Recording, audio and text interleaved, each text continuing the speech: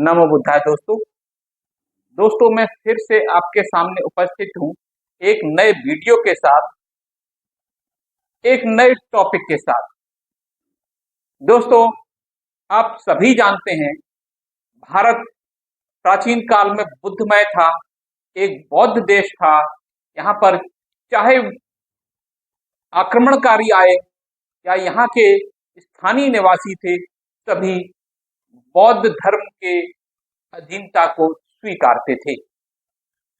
जो बाहर से आए, चाहे वो शक हो, कुषाण हो, पल्लव हो या कोई भी हो, वो सभी यहाँ पर आने के बाद बुद्ध के अधीन हो गए। दोस्तों, आज का समय अत्यधिक स्ट्रेस वाला है।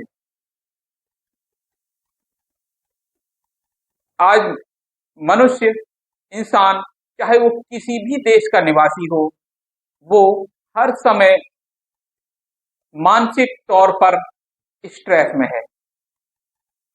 दोस्तों, आज जिस मेडिटेशन की बात की जाती है, उसकी शुरुआत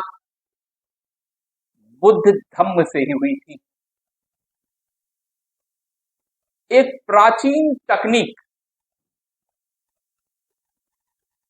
जिसको बुद्ध ने स्वीकारा, बल्कि उसे दोबारा स्थापित किया, पुनर्स्थापित किया, और वो तकनीक आज अत्यधिक प्रसिद्ध है, पॉपुलर है।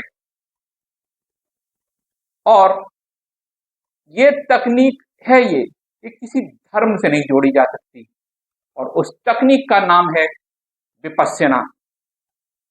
जी हाँ दोस्तों, विपश्यना एक बुद्ध धम्म के द्वारा खोजी हुई, बुद्ध के द्वारा स्थापित की हुई एक मेडिटेशन या ध्यान पद्धति है, जो इंसान को सुख का अनुभव कराती है। ये तकनीक प्राचीन काल में भारत में अपनाई जाती थी, लेकिन बुद्ध ने इसको पुनर्स्थापित किया, पुनर्जीवित किया। तो आज हम इसी तकनीक के बारे में बात करेंगे और जानेंगे भारत में इसके पाठ्यक्रम चलाए जाते हैं, और पाठ्यक्रम चलाए जाते हैं तो यह तकनीक किस प्रकार सिखाई जाती है, क्या दिनचर्या होती है, क्या उसमें कोई शुल्क भी दिया जाता है, या स्वेच्छा से आप दान दे सकते हैं। तो हम आज इस विपश्यना के बारे में बात करेंगे, क्योंकि आज हमारे जीवन का स्ट्रेस, जीवन की जो समस्याएं हैं दैनिक, उनसे निजात दिलाती है ये। तो दोस्तों, इस तकनीक को जानने के लिए आप बने रहिए हमारे साथ इस वीडियो पर, और अंत तक देखिए, तभी इस तकनीक के बारे में विस्तार से आप जान सकेंगे, और इसको अगर चाहेंगे तो आप अपने जीवन में अपना सकेंगे, नहीं तो आप अपने परिजनों, संबंधियों या पड़ोसियों या मित्रों को सलाह दे सकते हैं कि आप इस तकनीक को अपनाएं, तो मानसिक रूप से शांति प्राप्त कर सकते हैं। तो सबसे पहले दोस्तों, मेरा आपसे विनम्र आग्रह, अगर आपको ये वीडियो अच्छा लगता है तो लाइक कीजिए, चैनल को सब्सक्राइब कीजिए अगर आप मेरे चैनल पर नए हैं। तो दोस्तों, आज का वीडियो शुरू करते हैं। दोस्तों, सबसे पहले हम परिचय दे देते हैं इस तकनीक का। विपश्यना भारत की सबसे प्राचीन ध्यान तकनीकों में से एक है। मानवता के लिए लंबे समय से लुप्त, इसे 2500 साल से भी पहले गौतम बुद्ध ने फिर से खोजा था। विपश्यना शब्द का अर्थ है चीजों को वैसा देखना जैसा ये वास्तव में है। यह आत्म अवलोकन द्वारा आत्मशुद्धि की प्रक्रिया है। व्यक्ति मन को एकाग्र करने के लिए प्राकृतिक श्वास का अवलोकन करके शुरू करता है। एक तीक्ष्ण जागरूकता के साथ व्यक्ति शरीर और मन की बदलती प्रकृति का अवलोकन करने लगता है, और अस्थायित्व, दुख और अहंकारहीनता के सार्वभौमिक सत्य का अनुभव करता है। प्रत्यक्ष अनुभव द्वारा यह सत्य बोध शुद्धि की प्रक्रिया है। संपूर्ण मार्ग यानी धम्म सार्वभौमिक समस्याओं के लिए एक सार्वभौमिक उपाय है और इसका किसी संगठित धर्म या संप्रदायवाद से कोई लेना देना नहीं है। इस कारण से इसका अभ्यास हर कोई किसी भी समय किसी भी स्थान पर जाति समुदाय या धर्म के कारण संघर्ष के बिना स्वतंत्र रूप से कर सकता है और यह सभी के लिए समान रूप से लाभकारी साबित होगा। थोड़ा जानकारी लेते विपश्यना क्या नहीं है। यह अंधविश्वास पर आधारित कोई अनुष्ठान या कर्मकांड नहीं है। यह न तो बौद्धिक मनोरंजन है न ही दार्शनिक। यह कोई आराम या का साधन, छुट्टी या सामाजिक मेलजोल का अवसर नहीं है। यह रोजमर्रा की जिंदगी की परेशानियों और क्लेशों से बचने का तरीका नहीं है। अब हम जानते हैं विपश्यना है क्या आखिर। यह एक ऐसी तकनीक है जो दुख को मिटा देगी। यह मानसिक शुद्धि की एक विधि है जो व्यक्ति को जीवन के तनावों समस्याओं का सामना शांत एवं संतुलित तरीके से करने की अनुमति देती है। यह जीवन जीने की एक कला है जिसका उपयोग समाज में सकारात्मक योगदान देने के लिए किया जा सकता है। विपश्यना ध्यान का उद्देश्य पूर्ण मुक्ति और पूर्ण ज्ञान प्राप्ति के उच्चतम आध्यात्मिक लक्ष्य को प्राप्त करना है। इसका उद्देश्य केवल शारीरिक बीमारी को ठीक करना नहीं है, हालांकि मानसिक शुद्धि के उप उत्पाद के रूप में कई मनोदैहिक रोग समाप्त हो जाते हैं। वास्तव में विपश्यना सभी दुखों के 3 कारणों को समाप्त करती है: लालसा, घृणा और अज्ञान। निरंतर अभ्यास के साथ ध्यान रोजमर्रा की जिंदगी में विकसित तनावों को दूर करता है, सुखद और अप्रिय स्थितियों पर असंतुलित तरीके से प्रतिक्रिया करने की पुरानी आदत से बंधी गांठों को खोलता है। यद्यपि विपश्यना को बुद्ध द्वारा एक तकनीक के रूप में विकसित किया गया था, लेकिन इसका अभ्यास केवल बौद्धों तक ही सीमित नहीं है। इसमें धर्म परिवर्तन का कोई सवाल ही नहीं है। यह तकनीक इस सरल आधार पर काम करती है कि सभी मनुष्य एक जैसी समस्याओं को साझा करते हैं और एक ऐसी तकनीक जो इन समस्याओं को मिटा सकती है उसका सार्वभौमिक अनुप्रयोग होता है। कई धार्मिक संप्रदायों के लोगों ने विपश्यना ध्यान के लाभों का अनुभव किया है और उन्हें अपने विश्वास के पेशे के साथ कोई संघर्ष नहीं मिला है। ध्यान और आत्म अनुशासन, इस पर बात करते हैं। आत्मनिरीक्षण द्वारा आत्मशुद्धि की प्रक्रिया निश्चित रूप से कभी आसान नहीं होती। विद्यार्थियों को इसके लिए बहुत मेहनत करनी पड़ती है। विद्यार्थी अपने प्रयासों से ही अपने बोध तक पहुंचते हैं। कोई और उनके लिए यह नहीं कर सकता। इसलिए ध्यान केवल उन्हीं लोगों के लिए उपयुक्त होगा जो गंभीरता से काम करने और अनुशासन का पालन करने के लिए तैयार हैं, जो साधकों के लाभ और सुरक्षा के लिए है और ध्यान अभ्यास का एक अभिन्न अंग है। 10 दिन निश्चित रूप से बहुत कम समय है जिसमें अचेतन मन के गहरे स्तरों में प्रवेश करना और वहां स्थित जटिलताओं को मिटाना सीखना है। एकांत में अभ्यास की निरंतरता ही इस तकनीक की सफलता का रहस्य है। इस व्यवहारिक पहलू को ध्यान में रखते हुए नियम और विनियम विकसित किए गए हैं।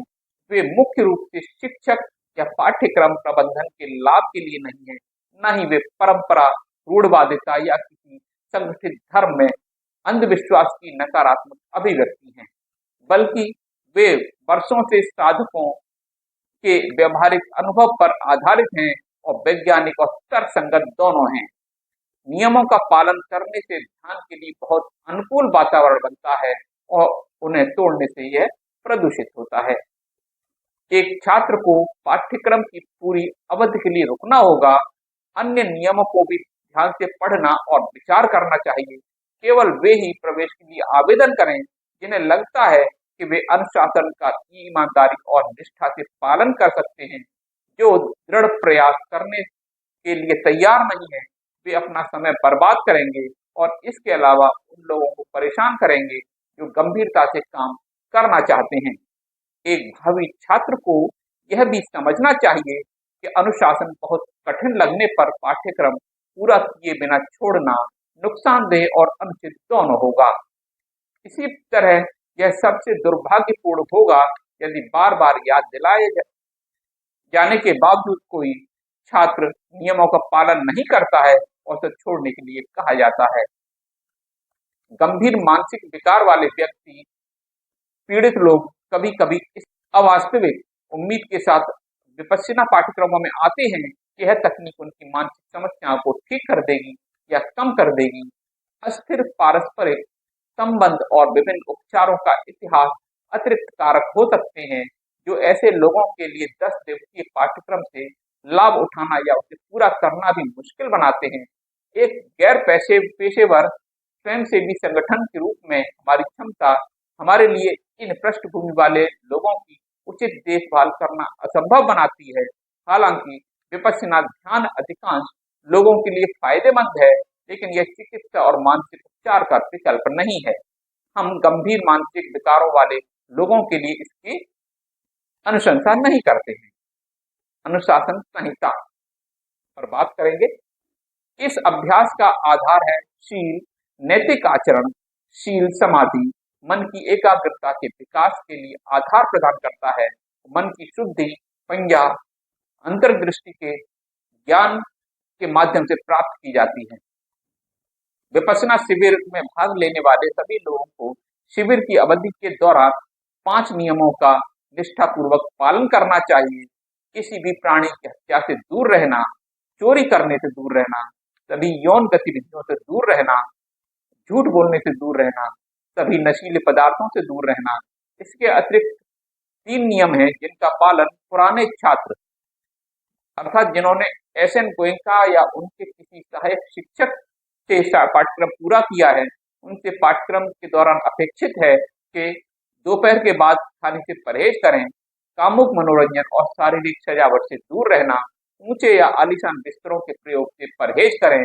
पुराने छात्र शाम 5 बजे के ब्रेक में बिना दूध या फलों के जूस वाली चाय पीकर छठे नियम का पालन करेंगे, जबकि नए छात्र दूध और कुछ फलों वाली चाय पी सकते हैं।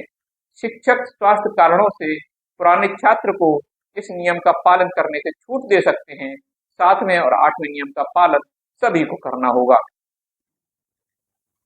शिक्षक और तकनीक की स्वीकृति क्या है? छात्रों को यह घोषणा करनी चाहिए कि वे शिक्षक के मार्गदर्शन और निर्देशों का पूरी तरह से पालन करने के लिए तैयार हैं। अर्थात अनुशासन का पालन करना और शिक्षक के कहे अनुसार ही ध्यान करना, निर्देशों के किसी भी भाग की अनदेखी किए बिना नहीं उनमें कुछ जोड़ना। यह स्वीकृति विवेक और समझ की होनी चाहिए, न कि अंधी आज्ञाकारिता की। केवल विश्वास के दृष्टिकोण से ही कोई छात्र लगन और पूरी तरह से काम कर सकता है। ध्यान में सफलता के लिए शिक्षक और तकनीक पर ऐसा विश्वास आवश्यक है। इस कोर्स के दौरान यह बिल्कुल जरूरी है कि सभी तरह की प्रार्थना, पूजा या धार्मिक अनुष्ठान, उपवास, धूप जलाना, माला गिनना, मंत्र पढ़ना, गाना बजाना और नृत्य करना आदि बंद कर दिया जाए। अन्य सभी ध्यान तकनीकें और उपचार या आध्यात्मिक अभ्यास भी स्थगित कर दिए जाने चाहिए। इसका मतलब किसी अन्य तकनीक या अभ्यास की निंदा करना नहीं है, बल्कि विपश्यना की तकनीक को उसकी शुद्धता में निष्पक्ष परीक्षण देना है। छात्रों को दृढ़ता से सलाह दी जाती है कि जानबूझकर विपश्यना के साथ ध्यान की अन्य तकनीकों मिलाना उनकी प्रगति में बाधा उत्पन्न करेगा और यहाँ तक कि उन्हें उलट भी सकता है। शिक्षक द्वारा बार बार चेतावनी दिए जाने के बावजूद अतीत में ऐसे मामले सामने आए हैं जहाँ छात्रों ने जानबूझकर इस तकनीक को किसी अनुष्ठान या अन्य अभ्यास के साथ मिला दिया है और खुद को बहुत बड़ा नुकसान पहुंचाया है। कोई भी संदेह या भ्रम जो उत्पन्न हो सकता है उसे हमेशा शिक्षक से मिलकर स्पष्ट किया जाना चाहिए। शिक्षक से मिलने का एक समय होता है। शिक्षक दोपहर 12 बजे से 1 बजे के बीच छात्रों से निजी तौर पर मिलने के लिए उपलब्ध रहते हैं। ध्यान कक्ष में 9 बजे से 9:30 बजे के बीच सार्वजनिक रूप से प्रश्न भी पूछे जा सकते हैं। साक्षात्कार और प्रश्न समय तकनीक को स्पष्ट करने और शाम के प्रवचनों से उठने वाले प्रश्नों के लिए होते हैं। सभी छात्रों को पाठ्यक्रम की शुरुआत से लेकर अंतिम पूर्ण दिवस की सुबह तक आर्य मौन का पालन करना होता है। आर्य मौन का अर्थ है शरीर, वाणी और मन का मौन। साथ ही छात्रों के साथ किसी भी तरह का संचार, चाहे इशारों, सांकेतिक भाषा, लिखित नोट्स आदि के माध्यम से हो, निषिद्ध है। हालांकि छात्र जब भी आवश्यक हो शिक्षक से बात कर सकते हैं और वे भोजन, आवास, स्वास्थ्य आदि से संबंधित किसी भी समस्या के साथ प्रबंधन से संपर्क कर सकते हैं, लेकिन इन संपर्कों को कम से कम रखा जाना चाहिए। छात्रों को यह महसूस करना चाहिए कि वे अलगाव में काम कर रहे हैं। पुरुषों और महिलाओं के पूर्ण अलगाव को बनाए रखा जाना है। जोड़े विवाहित या अन्यथा पाठ्यक्रम के दौरान किसी भी तरह के एक दूसरे के संपर्क नहीं करना चाहिए। यही बात दोस्तों व एक ही परिवार के सदस्यों आदि पर भी लागू होती है। यह महत्वपूर्ण है पूरे पाठ्यक्रम के दौरान समान या विपरीत लिंग के व्यक्तियों के बीच कोई शारीरिक संपर्क न हो। हालांकि शारीरिक योग और अन्य व्यायाम विपश्यना के साथ संगत हैं, इन्हें पाठ्यक्रम के दौरान निलंबित कर दिया जाना चाहिए, क्योंकि पाठ्यक्रम स्थल पर उचित एकांत सुविधाएं उपलब्ध नहीं है। जॉगिंग की भी अनुमति नहीं है। छात्र निर्दिष्ट क्षेत्रों में चलकर आराम की अवधि के दौरान व्यायाम कर सकते हैं। धार्मिक वस्तुएं जैसे रोजरी, क्रिस्टल, तालिस्मन आदि ऐसी कोई भी वस्तु पाठ्यक्रम स्थल पर नहीं लाई जानी चाहिए।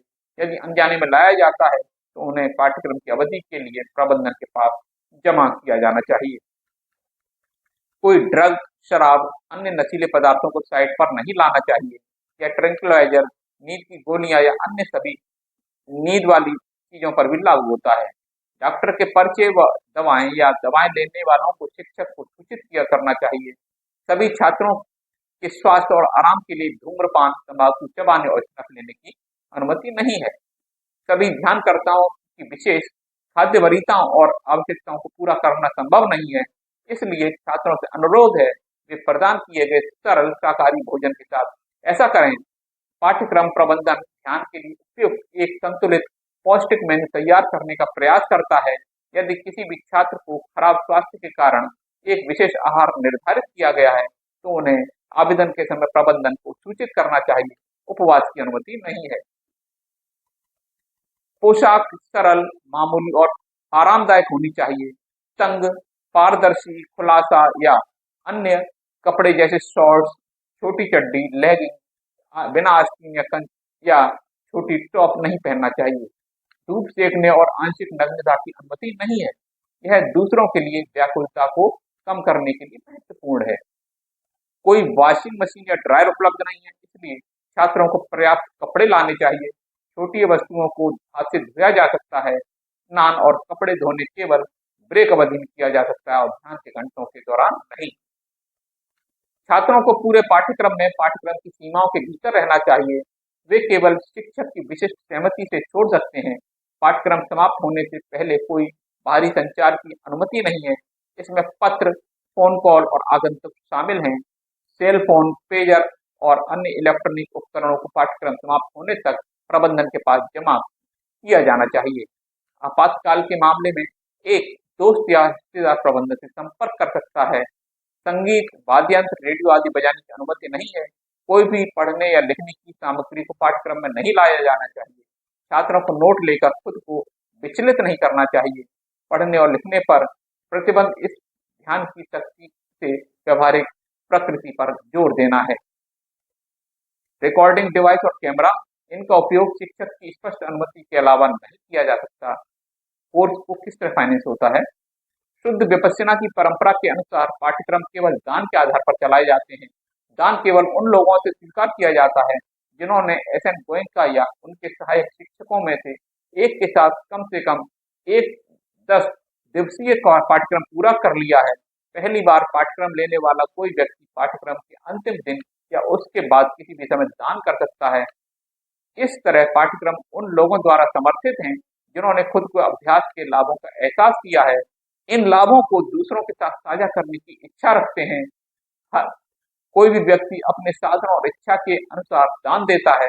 इस तरह के दान दुनिया भर में इस परंपरा में पाठ्यक्रम के लिए धन का एकमात्र स्रोत है। उन्हें प्रायोजित करने वाला कोई अमीर आधार या व्यक्ति नहीं है। न तो शिक्षकों और न ही आयोजकों को उनकी सेवा के लिए किसी प्रकार का भुगतान मिलता है। इस प्रकार विपश्यना का प्रसार उद्देश्य की शुद्धता के साथ किया जाता है, किसी भी व्यावसायिकता से मुक्त होकर के। चाहे दान छोटा हो या बड़ा, इसे दूसरों की मदद के इच्छा के साथ किया जाना चाहिए। मैंने जो पाठ्यक्रम लिया है उसका भुगतान पिछले छात्रों की उदारता के माध्यम से किया गया है। अब मुझे भविष्य के पाठ्यक्रम की लागत की और कुछ और देने दें ताकि दूसरों को भी इस तकनीक का लाभ हो सके। अनुशासन और नियम के पीछे की भावना को स्पष्ट करने के लिए संक्षेप में इसे इस तरह से हम जान सकते हैं कि बहुत ध्यान रखें कि आपके कार्य किसी को परेशान न करें, दूसरों के कारण होने वाले विकर्षणों पर कोई ध्यान न दें। या हो सकता है कि एक छात्र उपरोक्त इन नियमों में से एक या कई के व्यवहारिक कारणों को समझ नहीं सकता। नकारात्मकता और संदेह को विकसित करने की अनुमति के बजाय शिक्षक से तत्काल स्पष्टीकरण मांगा जाना चाहिए। यह केवल एक अनुशासित दृष्टिकोण लेने और अधिकतम प्रयास करके है कि एक छात्र अभ्यास को पूरी तरह से समझ सकता है और इसका लाभ उठा सकता है। पाठ्यक्रम के दौरान काम पर जोर दिया जाता है। एक सुनहरा नियम ध्यान करना है, जैसे कोई अकेला था, किसी का दिमाग अंदर की ओर मुड़ गया, किसी भी असुविधाओं और विकर्षणों को अनदेखा कर रहा है, किसी का सामना कर सकता है। अंत में विद्यार्थियों को ध्यान रखना चाहिए कि विपश्यना में उनकी प्रगति पूरी तरह से उनके अपने अच्छे गुणों और व्यक्तिगत विकास तथा 5 कारकों पर निर्भर करती है: ईमानदार प्रयास, आत्मविश्वास, ईमानदारी, स्वास्थ्य और ज्ञान। ये जानकारी आपको अपने ध्यान पाठ्यक्रम से अधिकतम लाभ प्राप्त करने में मदद करेगी। तो दोस्तों, ये थी विपश्यना के जानकारी। और विपश्यना को सिखाने के लिए जो पाठ्यक्रम एस.एन. गोयनका जी की तरफ से चलाए जाते हैं, उसकी जानकारी, वहां पे कैसे जा सकते हैं, वहां पे कैसे रहना होता है, कैसे खाना होता है, कैसे पीना होता है, कैसे क्या वहां पे कर सकते हैं, क्या नहीं कर सकते, विस्तृत जानकारी देने का प्रयास मैंने आपको किया। और अगर आपको ये अच्छा लगा हो तो लाइक कीजिए, चैनल को सब्सक्राइब कीजिए दोस्तों अगर आप मेरे चैनल पर नए हैं। मिलता हूं अगले वीडियो में, तब तक के लिए नमो बुद्धाय।